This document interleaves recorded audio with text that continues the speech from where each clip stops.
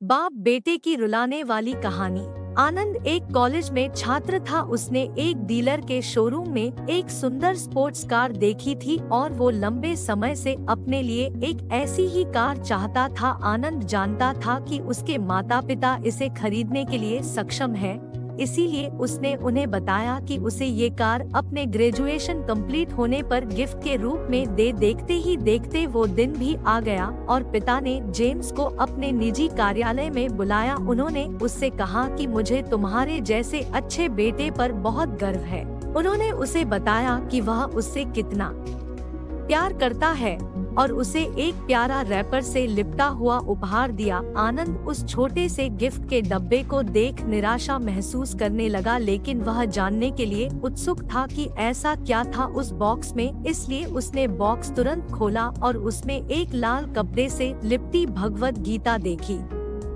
आप इतने अमीर हैं और आप मुझे केवल एक गीता दे रहे हैं। काफी गुस्से से अपने पिता पर वो चिल्लाया और अपनी नाराजगी और गुस्से के वश में आकर आंडब ने न आव देखा न ताव तुरंत घर छोड़ दिया। काफी साल बीत गए। आनंद अब एक सफल व्यवसायी बन गया था। वह अपने जीवन में खुश था। उसकी शादी हो चुकी थी और उसके 2 बच्चे थे। उनका परिवार एक सुंदर घर में रहता था, लेकिन उसके पिता के साथ टूटे रिश्तों के कारण उसकी आत्मा अभी भी आहत थी। आनंद अपने पिता का घर छोड़ने के बाद कभी उनसे नहीं मिला था।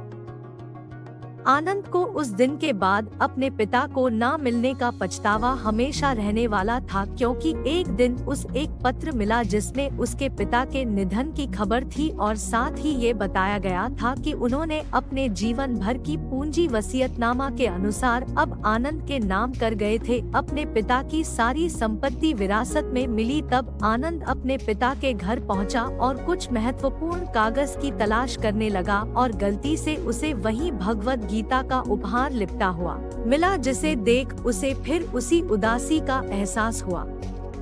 उस गीता को उसने अच्छे से देखा तो उस पर अपने पिता की हैंडराइटिंग में कुछ लिखा पाया।